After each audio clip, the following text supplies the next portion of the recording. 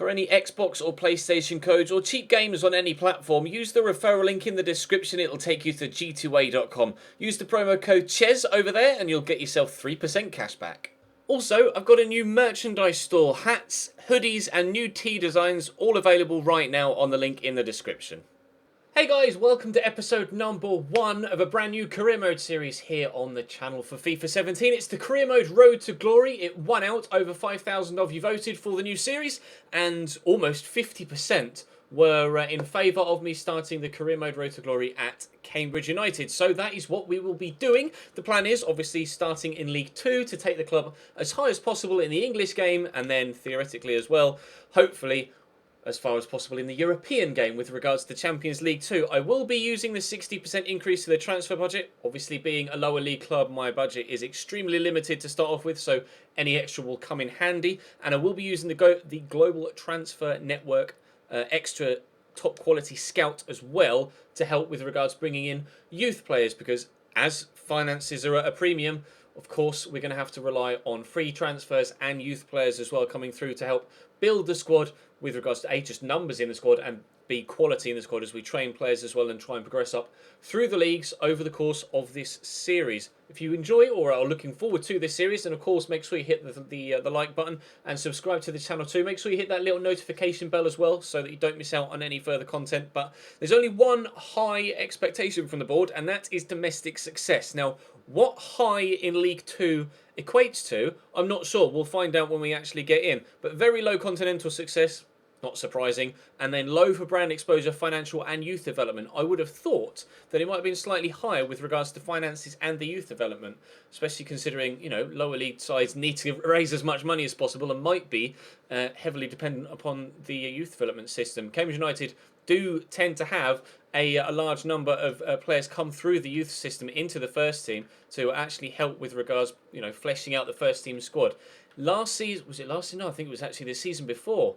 I can't actually remember. I think it was the season before. Cambridge United, of course, had Manchester United in the FA Cup and were able to get a replay and got a rather large amount of money from that replay. And that very much helped when it came... Why is it on beginner? That very much helped when it came to improving the squad and actually helped establish Cambridge United as a League 2 side. Now, I'd like to establish Cambridge United as a Premier League side within the first 4 seasons of this career mode.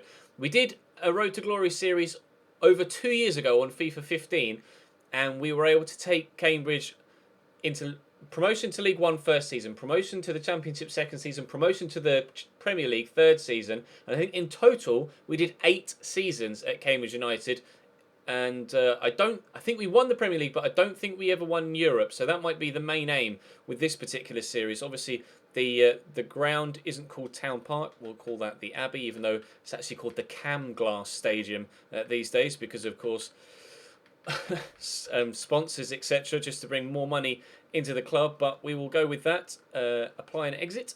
Of course, playing on Legendary, we will download the latest squads. I will turn European football on. Obviously, we're not involved in it, but with regards to domestic cup competitions, other teams, if we can get to the point of playing larger sides, they will obviously be having their players perhaps slightly more tired, which would come in handy for us. But just for pure realism terms, we'll want European football turned on. So we'll set the save up, and we will have a look and see what players we've currently got at the squad. You guys will have to let me know in the comment section once we've gone through the squad report what positions you think I need to strengthen in, and of course what players you think I should buy. I will also have a look through the free agents as well to try and ensure that if there's anyone there worth picking up on a free, then I will most definitely do so. And of course, I'm tempted to spend a little bit of money on the youth scout as well. I may open up these EA Sports Football Club and use a Scout Future Star option 2. Haven't yet decided, but I think I'm probably more than likely to do that. So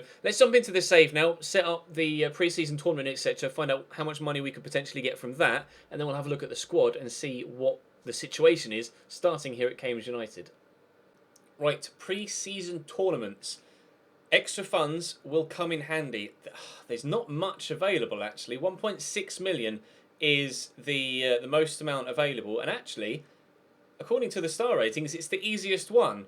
So let's go with that one, shall we? An extra 1.6 million Actually, if we transferred that into the wage budget, it would really come in handy. So we'll do that, and we'll have a look and see what the initial board expectations are for us. In the European International Cup, as we know, important transfer market information is fine. Visions from the board, we'll have a look at that in a moment.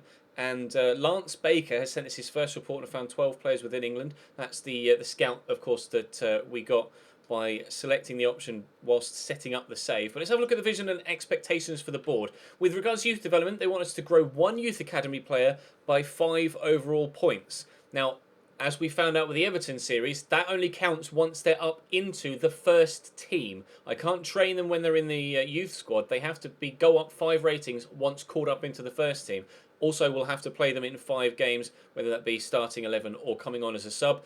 They want us to keep a streak of at least 85% attendance in 5 consecutive home matches. So good form, surely would be able to maintain that. Financial-wise, they want us to finish the season with a profit margin of 8.5 million.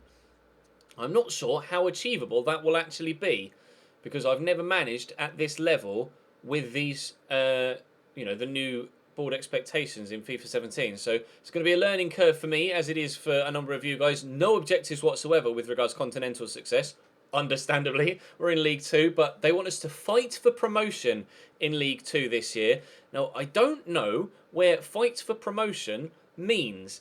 Does that mean, if you miss out on the playoffs, then at least you fought for the playoffs? Or does that mean definitely finish in the playoffs and fight for an automatic spot? Long-term wise, they want us to, within 2 seasons, gain automatic promotion to League 1 from League 2, which I'm hoping to get back-to-back promotions until we reach the Premier League season on season on season.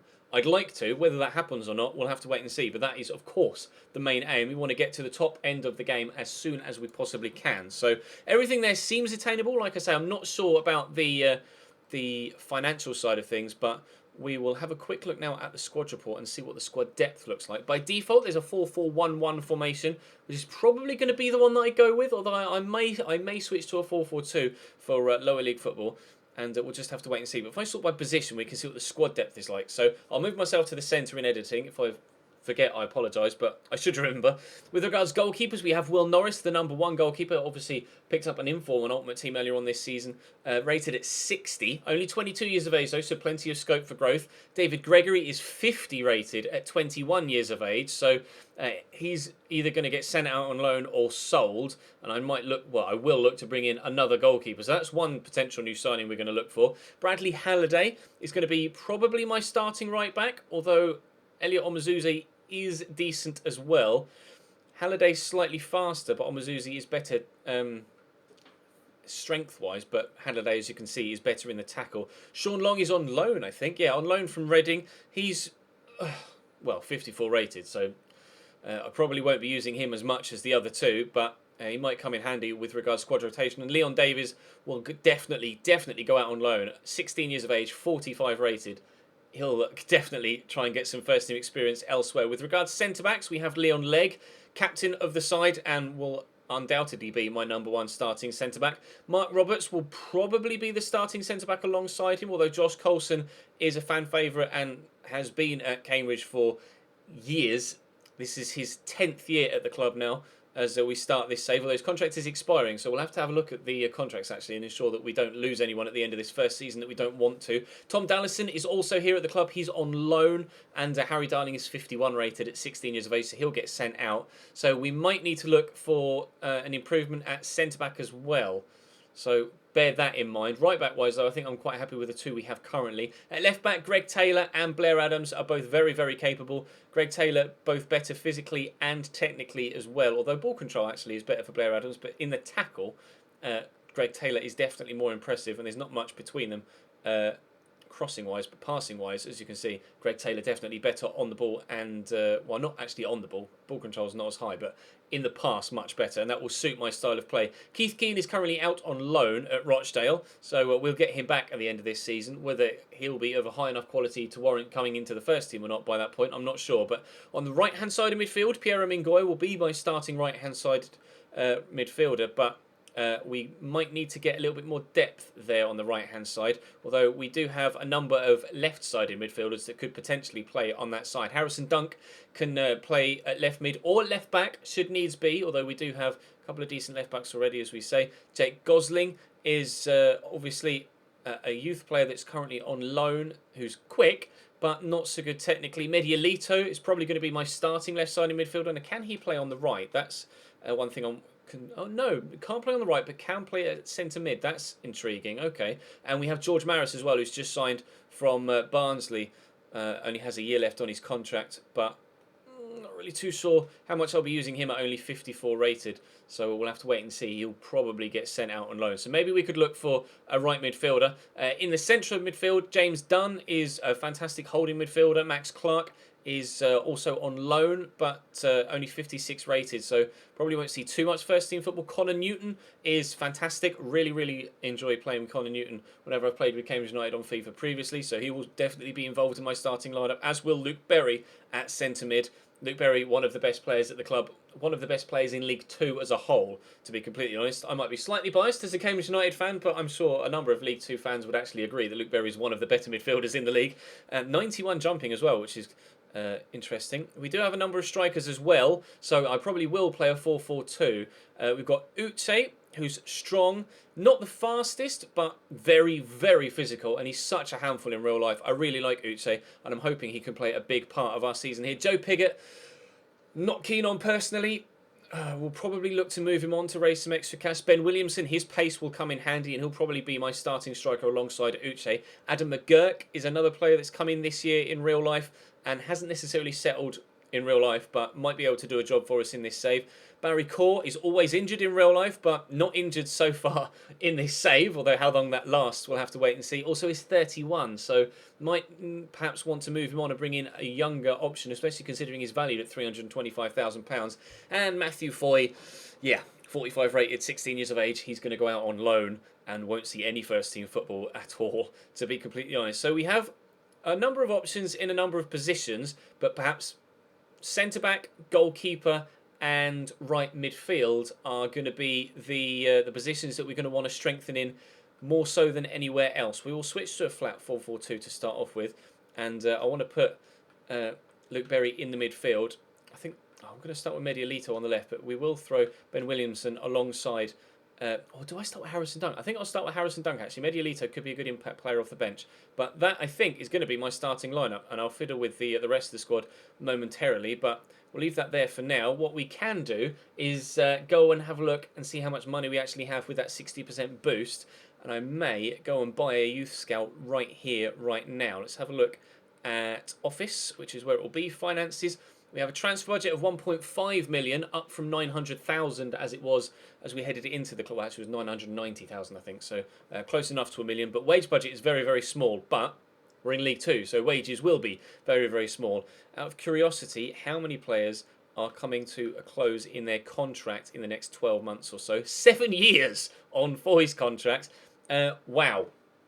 All right, well then, I'm going to have to go and offer a number of players new contracts, and then we will see what we have left after that with regards new players. But like I say, I'm going to try and sell on a couple of players that I think are surplus to requirements to raise some extra funds.